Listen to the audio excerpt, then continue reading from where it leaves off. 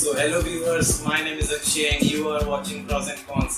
So today I will be answering a very important question, which is that do megapixel matters in a smartphone camera? So stay tuned for the further information.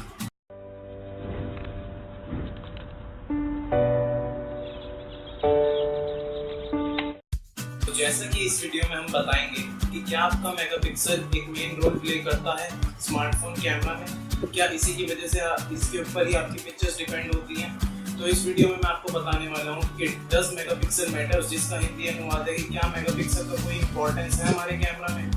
So firstly what is megapixel? Megapixel होता है जो आपकी picture का size बताता है कि आपकी picture कितनी बड़ी क्लिक हुई है। जैसे कि I talk about a camera which is at 21 megapixel, तो as compare to 8 megapixel camera उसकी इमेज काफ़ी बड़ी होगी। बड़ी से मतलब अगर आप जूम करेंगे तो उसमें काफ़ी क्लैरिटी होगी as compare to 8 megapixel camera. So क्या मेगापिक्सल रिस्पॉन्सिबल होता है हमारी इमेज में गुड कलर्स के लिए या फिर अच्छी शेडोज के लिए, अच्छी ब्राइटनेस के लिए? तो मैं कहूँगा नहीं। लेकिन जब भी हम लोकल मार्केट में कोई स्मार्टफोन खरीदने जाते हैं या कोई नया कैमरा खरीदने जाते हैं तो कंपनी के द्वारा और खासकर शॉपकीपर्स के द्वारा हमें यही बताया जाता है कि सर इसमें 13 मेगापिक्सल का कैमरा है, 16 मेगापिक्सल का कैमरा है, या फिर जैसे कि सोनी के स्मार्टफोन्स में 21 मेगापिक्सल का कैमरा है। तो क्या मेगापिक्सल पे आपकी ये सारी चीज़ें डिपेंड करती हैं इमेज की? तो आज मैं आपको बताने वाला हूँ यही सब। तो सबसे पहले मेगापिक्सल के अलावा आपके कैमरे की जो इमेज मैटर करती है कि आपकी इमेज कैसी क्लिक होगी, कैसे कलर्स आएंगे, उसमें कैसी ब्राइटनेस होगी, वो मैटर करती है एपर्चर पे। सो अगर मैं आपको बताऊँ एपर्चर क्या होता है, एपर्चर क्या होता है, जिस तरीके से हमारी आइज होती है, आइज में कितनी लाइट जाएगी, हमारे रेटिना पर कितनी लाइट जाएगी और हमारे अंदर इमेज बनेगी जिससे हमें सामने का या कोई भी व्यू दिखता है, उसी तरीके से कैमरे का एपर्चर होता है, जो कि एपर्चर को हम काउंट करते हैं। जैसे if the aperture is like f1.8, so the less the aperture is, the wide the area is for entering the light. So अगर आपका एपर्चर कम होगा, जितना कम होगा तो उतनी ही ज़्यादा लाइट आपके कैमरे में जाएगी। इन दोनों के बीच में इन्वर्स रिलेशन होता है। जैसे कि अब आम लोग समझेंगे कि जैसे f18 एपर्चर है किसी DSLR का तो उसमें ज़्यादा लाइट जाएगी, लेकिन ऐसा कुछ नहीं है। जितना ज़्यादा एपर्चर होगा उतनी कम लाइट जाएगी। जिस तरीके से अगर मैं बात करूँ, अगर मेगापिक्सल इतना ही मैटर करता तो अगर मैं आपसे पूछूं कि iPhone 6s के 12 मेगापिक्सल कैमरा की इमेज सोनी एक्सपीरिया के Z5 या आपके Z3 के जो 21-22 मेगापिक्सल कैमरा है तो उनसे अच्छी कैसे आ जाती है, तो यही मैं आपको आज बताने वाला हूँ। क्या कभी आपने ये सोचा है कि जैसे DSLR का हमारा सेंसर होता है वो 16 मेगापिक्सल हो या 20 मेगापिक्सल हो, लेकिन फिर भी उसकी इमेज आपके 21-22 मेगापिक्सल स्मार्टफोन कैमरा से अच्छी आती है? ऐसा क्यों, जबकि उसमें तो मेगापिक्सल भी कम है? ऐसा इसलिए होता है क्योंकि हमारी इमेज की क्वालिटी, इमेज में जितनी ब्राइटनेस होगी, इमेज में जितने कलर्स होंगे, ये मेगापिक्सल से ज़्यादा और बहुत सी चीज़ों पे डिपेंड करता है। जैसे कि मैंने अभी आपको बताया एपर्चर से जितनी लाइट हमारे कैमरे में एंटर होगी हमारा फ़ोन उतनी ही डिटेल कैप्चर कर सकेगा।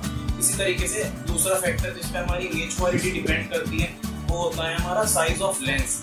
अब साइज ऑफ लेंस का मतलब जिस तरीके से मैंने अभी आपको बताया कि DSLR में अच्छी इमेज कैसे आ जाती है, क्योंकि उसका जो लेंस का साइज होता है वो हमारे स्मार्टफोन से काफ़ी बड़ा होता है। इस वजह से वो ज़्यादा लाइट अपने अंदर ले सकता है और उससे हमें पूरी डिटेल्स शो कर सकता है। इसी वजह से DSLR में ज़्यादा अच्छी इमेज आती है हमारे स्मार्टफोन के मुकाबले। तीसरा फैक्टर जिसके ऊपर हमारी इमेज क्वालिटी डिपेंड करती है वो होता है हमारा पिक्सल का साइज।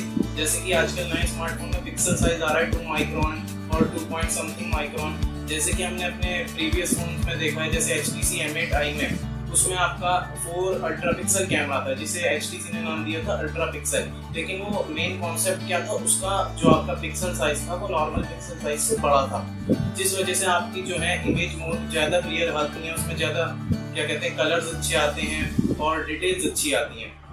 सो जिस प्रकार से अभी आपने लेटेस्ट फ़ोन की अगर मैं बात करूँ तो Xiaomi Mi 5, उसका जो फ्रंट कैमरा है वो 4 मेगापिक्सल का कहा गया है। तो बहुत से लोग उसे इग्नोर कर देते हैं कि इस रेंज में हमें 8 मेगापिक्सल फ्रंट कैमरा मिल रहा है और हमें 5 मेगापिक्सल फ्रंट कैमरा मिल रहा है तो हम 4 मेगापिक्सल क्यों ले।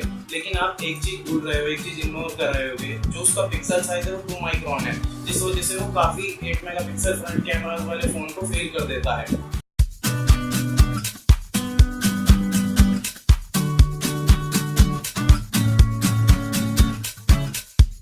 इसी तरीके से मैं इस वीडियो को एंड करना चाहूँगा और आपको दोबारा रिकॉल कराना चाहूँगा कि मेगापिक्सल पे ही सब कुछ डिपेंड नहीं करता।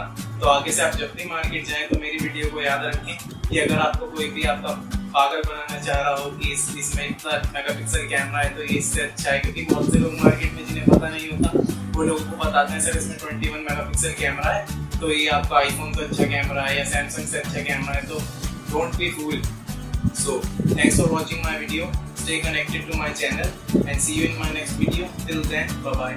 Take care.